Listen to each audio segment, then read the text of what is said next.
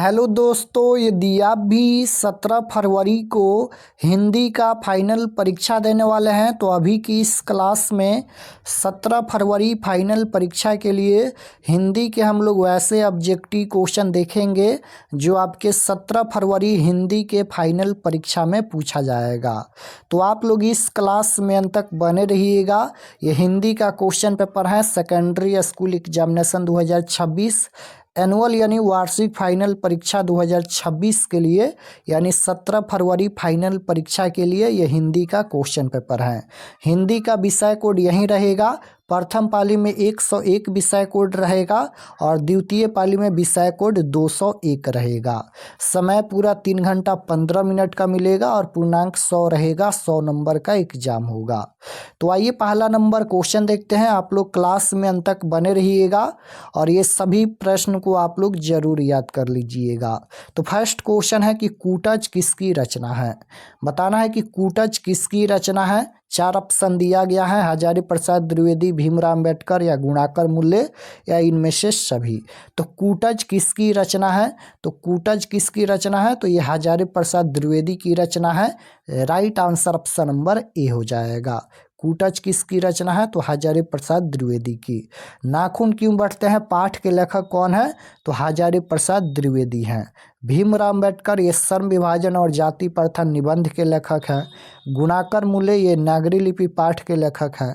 तो ये सभी आपको याद होना चाहिए। तो राइट आंसर ए हो जाएगा।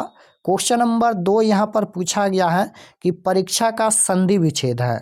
यहाँ पर संधि विच्छेद पूछा गया है। तो परीक्षा का संधि विच्छेद क्या होता है, तो परि प्लस इच्छा हो जाएगा।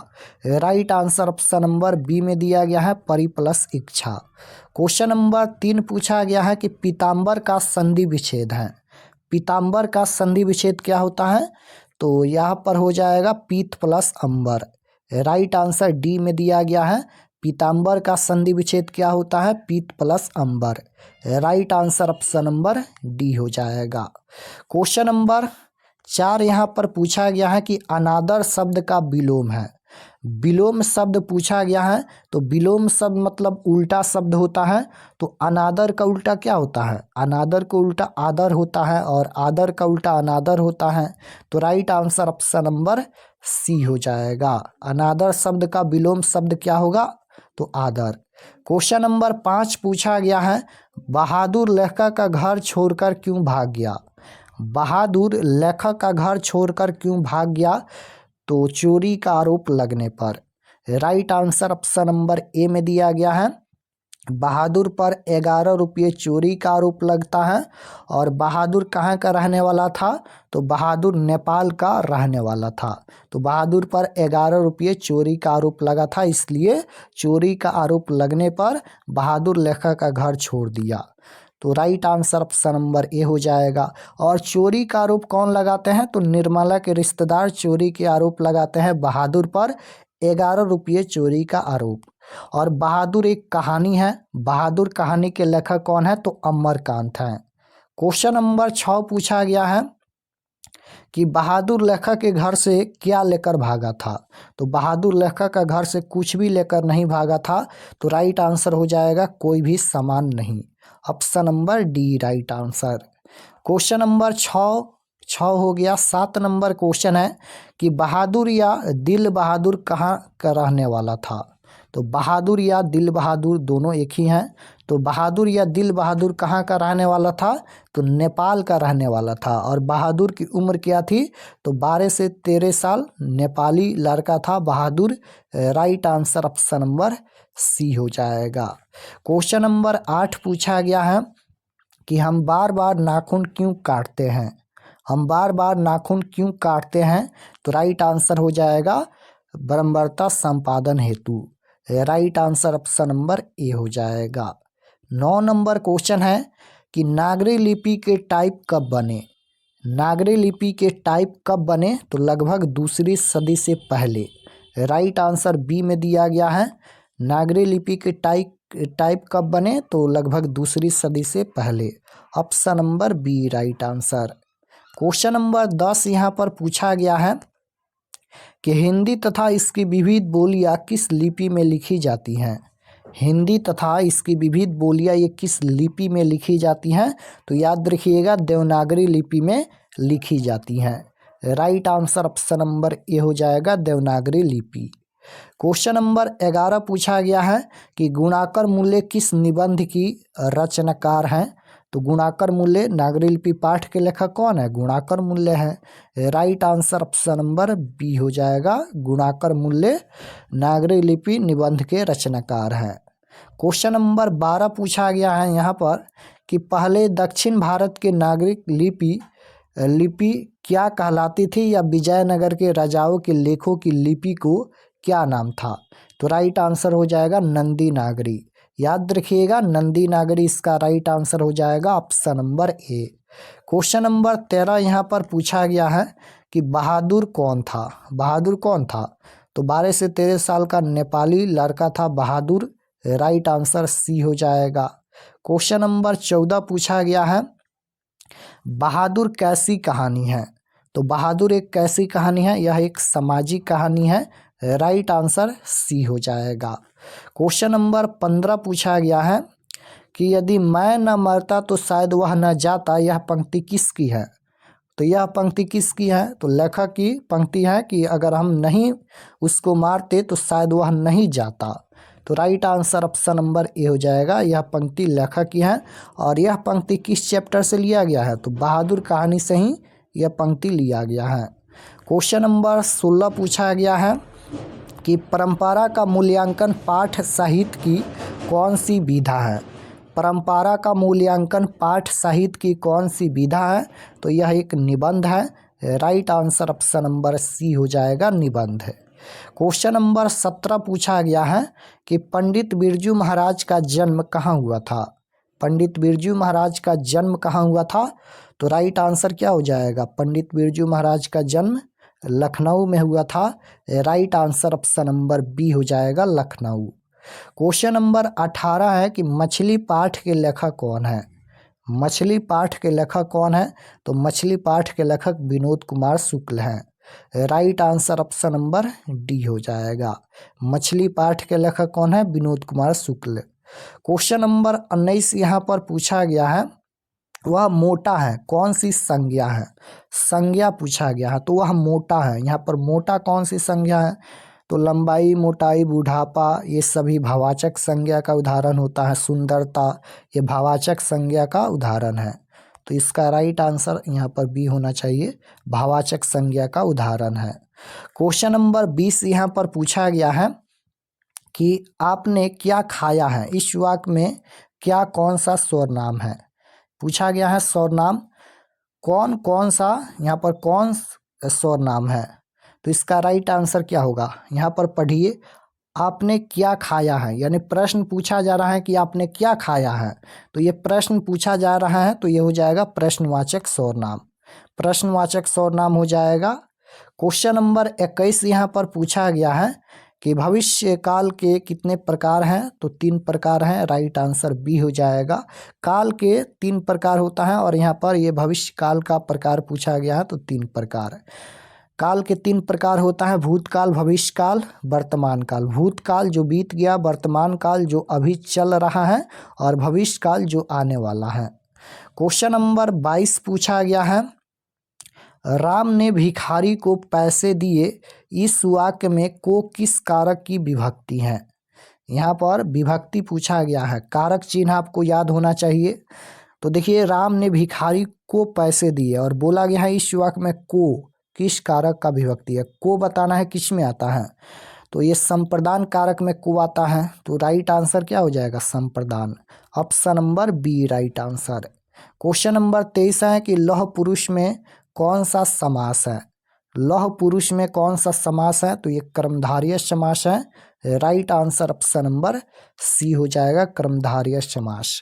क्वेश्चन नंबर 24 है निर्जन में कौन सा उपसर्ग है? उपसर्ग पूछा गया है।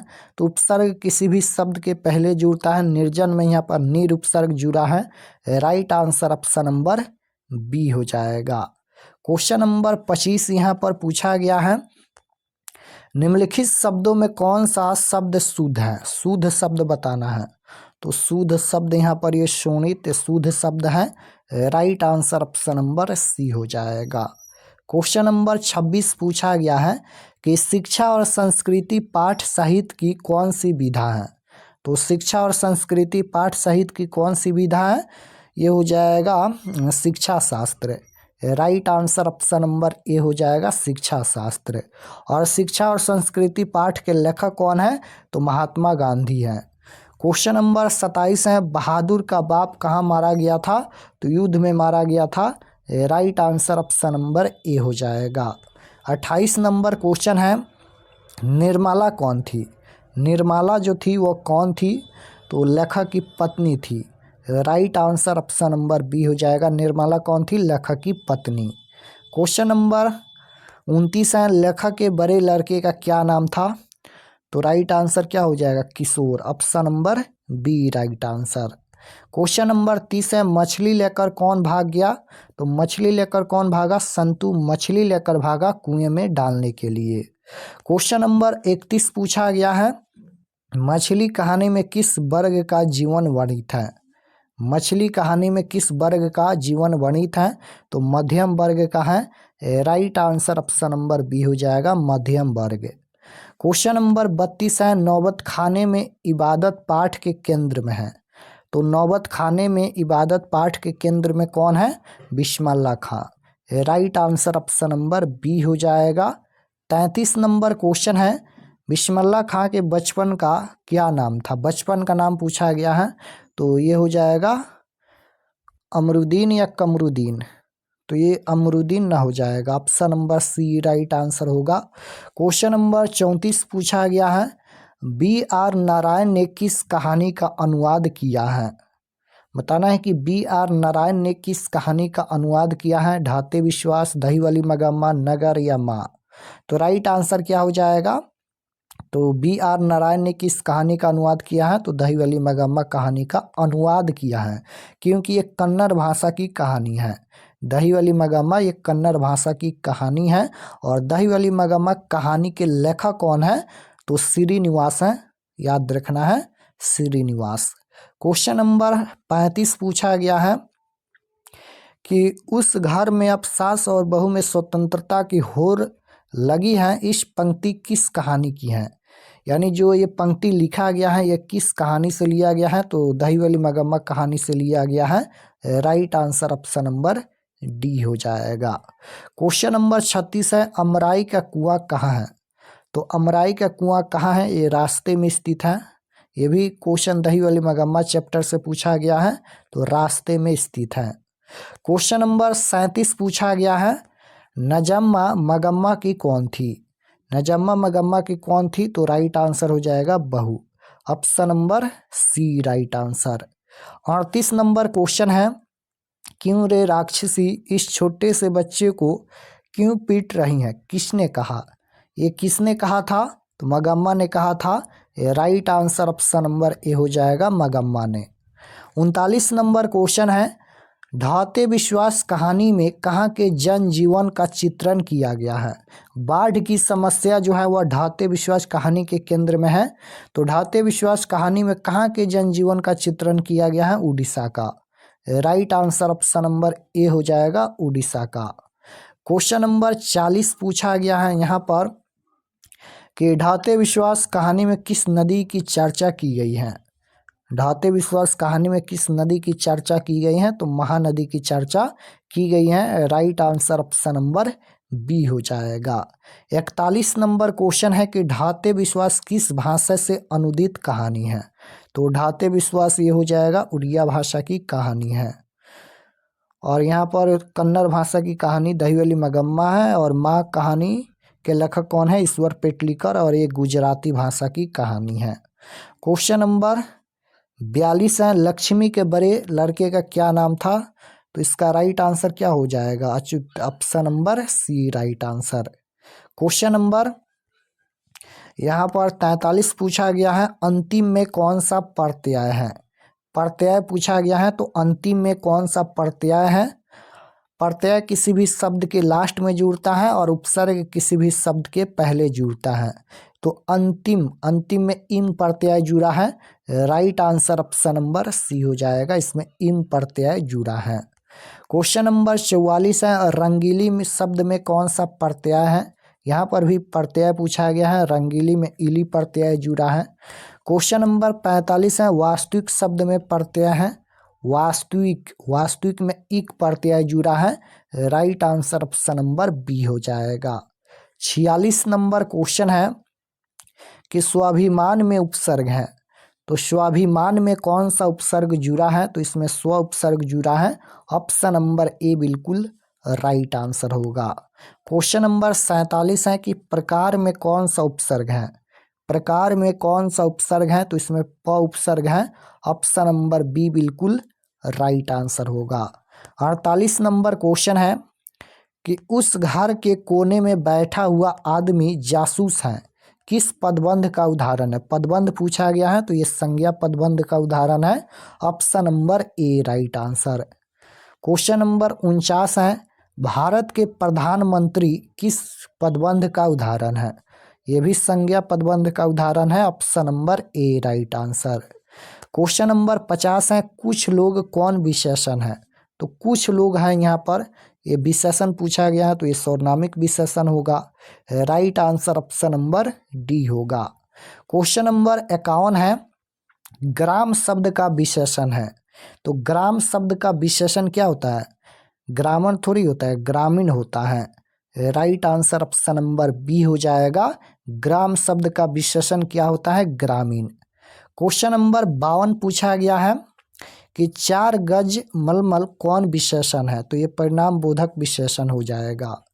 53 नंबर क्वेश्चन है, निम्न में नरक शब्द का विशेषण कौन है, नारकीय हो जाएगा। Option number B right answer.